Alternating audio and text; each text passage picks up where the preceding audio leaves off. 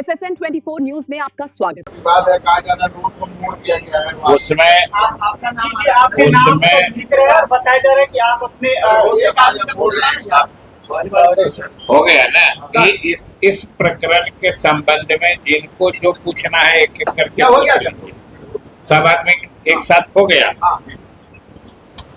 जो सड़क बन रही है पटना पूर्णिया एक्सप्रेसवे, उस पर एक स्थानीय अंग्रेजी दैनिक में कल एक समाचार छपा था कि उसमें उसके मार्ग को परिवर्तित कर दिया गया है।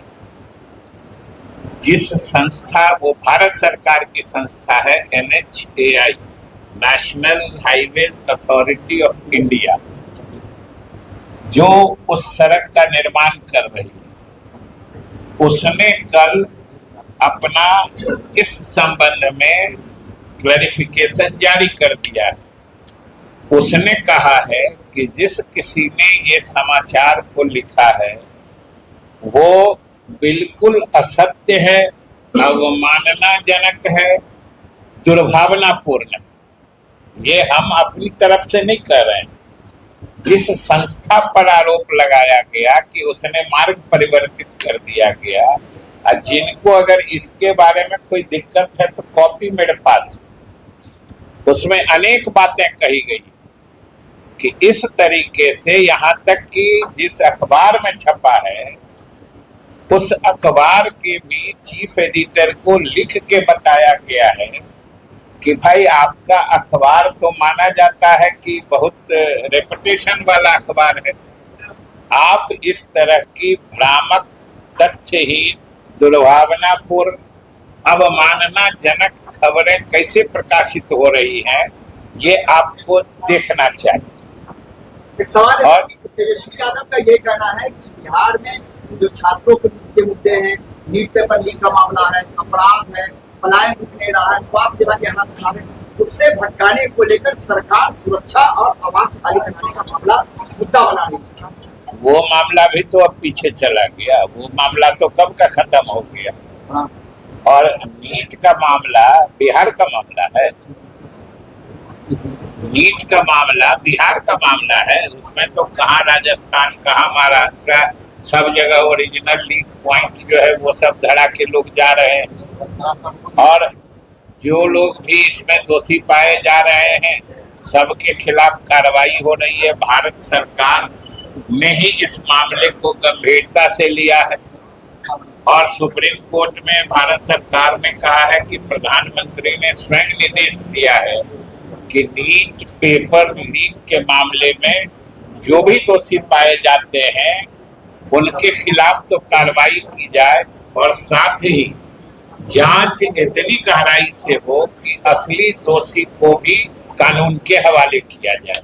और दोषी एक एक करके पकड़ाते जा रहे हैं, वो हवालात में चले जा रहे हैं, तो इससे किसको तकलीफ हो रही है? नहीं तो अगर ये हो रहा है कि नीट के पेपर लीक करने वाले को सरकार या पुलिस खोज के निकाल के कानून के हवाले करके उनको हवालात में डाल रही है, तो किनको तकलीफ हो रही है ये ना बता दीजिए, किसको तकलीफ हो रही है? वो आवास आवंटित किया गया है, क्या डिप्टी सीएम बनेंगे किसान?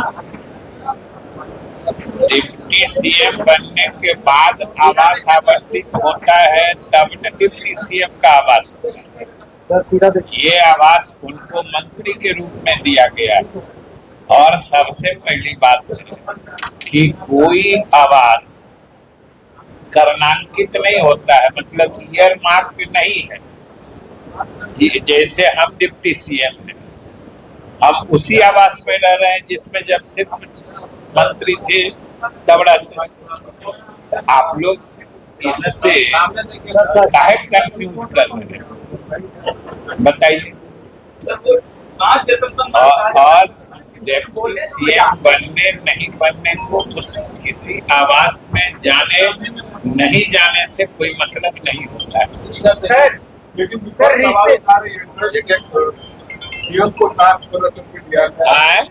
विपक्ष सवाल उठा रहा है उस भवन में हमेशा डिप्टी सीएम रहती थी और मंत्री के कुछ बोलता जा रहा है, और दूसरी तरफ लालू कार्यालय और राजस्थान हमने देखा है कि पिछले वर्षों में उसमें ज्यादातर मंत्री ही रहे हैं।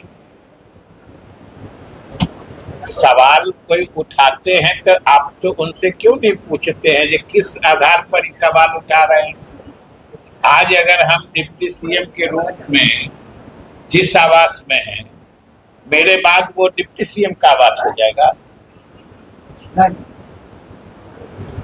कोई आदमी सवाल उठाते हैं तो आप भी सीधे सवाल ग्रहण मत कर लीजिए, जरा अपने भी सोचिए कि आज हम डिप्टी सीएम, हम आवास में रह रहे हैं 5 नंबर सर्कुलर रोड। अब आज के बाद से अगर जो दूसरे आएंगे तो उनको कहा जाएगा जी ये क्यों आ गए, ये डिप्टी सीएम का आवास है। बस सर का कोई सवाल नहीं। मतलब बिहार में कोई मुद्दा नहीं मिल रहा। सर एक सवाल है सर आपके विभाग से सवाल है। कोई हड़बड़ाइए नहीं सर, हम बैठे हैं, आराम से सोच के पूछिए। सर मानसून को लेकर जिस तरीके से हालात बिहार में तो बारिश होती है, नेपाल में जब बारिश होती है तो बिहार में स्थिति खराब होती है, प्रलय की स्थिति उसका भी लोगों ने देखा है। तो इस बार क्या तैयारी है, किस तरीके से आप लोग इस बार जो बार पूर्व तैयारियां जल संसाधन विभाग के द्वारा की जाती हैं वो न सिर्फ मैंने मुकम्मल रूप से कर ली गई है, बल्कि हम लोगों ने समय से पहले जितने कटाव निरोधक कार्य या बाढ़ संघर्षात्मक सामग्री जो कहते हैं फ्लड फाइटिंग मटेरियल्स, उसका भी सही ढंग से पर्याप्त मात्रा में हम लोगों ने जो आक्राम्य स्थल यानी वल्नरेबल पॉइंट्स होते हैं वहां पर हम लोगों ने पर्याप्त मात्रा में भंडारण कर लिया है। किसी भी स्थिति से निपटने को विभाग और सरकार तैयार है। बिहार में जो अपराध लगातार बढ़ रहा है तो राजद कल धरना देने वाली है। क्या राजद धरना देने वाली है जो बिहार में अपराध बढ़ रहा है? अपराध बढ़ नहीं रहा, अपराध दर्ज हो रहा है और अपराधियों को कानून के हवाले किया जा रहा है। अब हो सकता है जो अपराधी जब कानून के हवाले जा रहे हैं तो किन्हीं को खराब लगता होगा, जरूर धरना देंगे। जिनको बोलना है सुना के बोलिए। पंचायत चुनाव सर पार्टी का चुनाव होगी?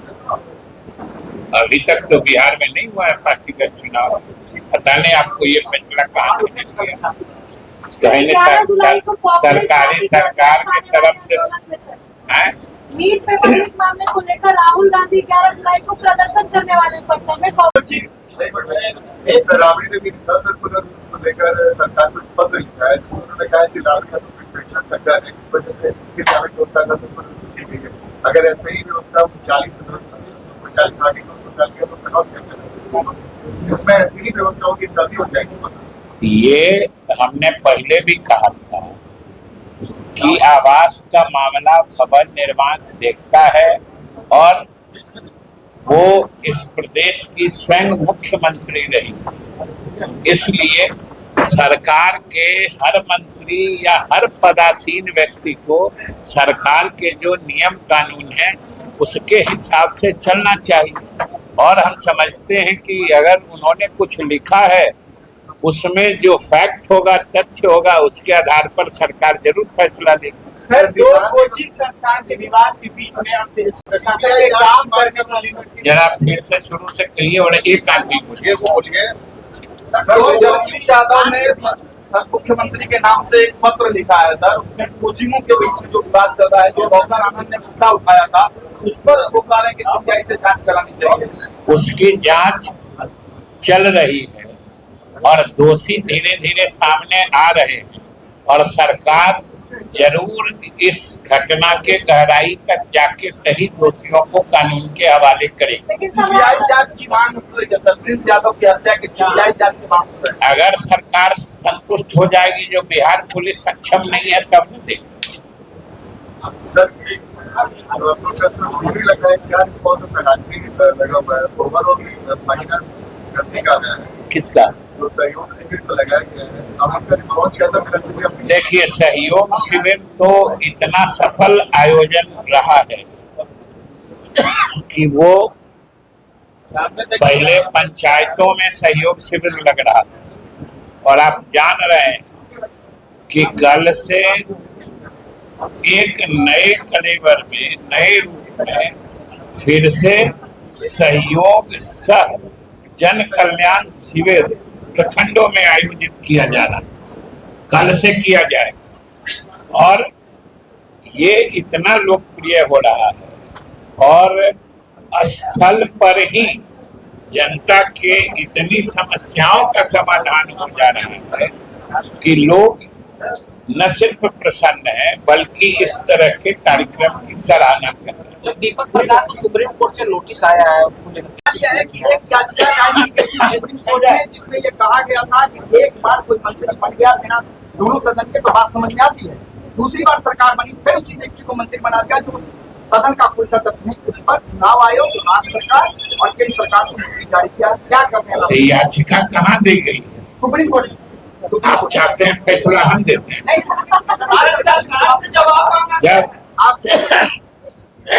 जब आप कह रहे हैं कि मामला सुप्रीम कोर्ट में गया है तो आप ही के बात से समझ रहे हैं कि सुप्रीम कोर्ट मामले को देख रही है, तो आप जवाब या फैसला हमसे क्यों लिखवाना चाहते हैं? सरकार को नोटिस आया है तो सरकार जो सही स्थिति होगी सुप्रीम कोर्ट में रखेगा, तब तक तो इंतजार करना चाहिए। सब लोगों को, सबको कानून में यकीन रखना चाहिए, और हम लोग भी, सरकार भी मानती है कि सुप्रीम कोर्ट में मामला गया है तो सुप्रीम कोर्ट जो कानून सम्मत होगा वो फैसला देगा, सरकार मानेगी, और कुछ नहीं है लगता है। बिल्कुल वो जो बीपीएल परिवार के छत के ऊपर जो हम लोगों ने निर्णय लिया है कि अभी 2.5 लाख बीपीएल परिवार के छत पर हम लोग सोलर प्लेट लगावे फ्री ऑफ कॉस्ट, उसमें 1 रुपया नहीं लगता। अब आप लोग भी देखिएगा, गांव जाइएगा कि कहीं कोई पैसा तो नहीं तहसील रहा है उसमें, आप लोग भी इसका दीजिएगा रिपोर्ट हो। वो फ्री ऑफ कॉस्ट है, उसमें जो बीपीएल परिवार है उसके छत पर एजेंसी लगाए और उस बिजली को हम लोग लेंगे और उसको उचित जितना रेट फिक्स है 2 रुपया 81 पैसा हम लोग उसको पैसा भी देंगे। और अगर उसमें धांधली की बात आई, मेरे धांधली अगर आई तो इसलिए तो आप लोगों को किया है कि आप लोग भी उसको देख के रिपोर्ट करिए। अगर किसी तरह का रिपोर्ट आता है तो उस पर भी हम लोग देखेंगे, लेकिन कोई गुंजाइश उसमें नहीं। मंत्री जी, आपका जो ऐप है जिसपे आदमी अपना कोई भी बिजली लेना हो या कराना हो, वो ऐप काम नहीं कर रहा? नहीं, ऐप को तो मैं खुद गया था इसकाडा, वहाँ जाके मैं खुद जांच किया था उसको, और बहुत सारे लाभुकों से जो उपभोक्ता है हमारे जिन्होंने अपना रिपोर्ट दर्ज कराई थी उससे भी मैंने बात की। तो जो उन्होंने बिजली कैसे कट हो गई या रिचार्ज समाप्त हो गया या अन्यत्र तरह का जो उसमें कंप्लेन हुआ था, उस उपभोक्ता से मैंने सीधा बात की। तो उसमें 2 घंटा 3 घंटा या 1 घंटा लेट सेट जो उसका ड्यूरेशन है कि 4 घंटा में आपके समस्या का समाधान हो, तो वो 5 घंटा हुआ, लेकिन उसका समाधान कर दिया।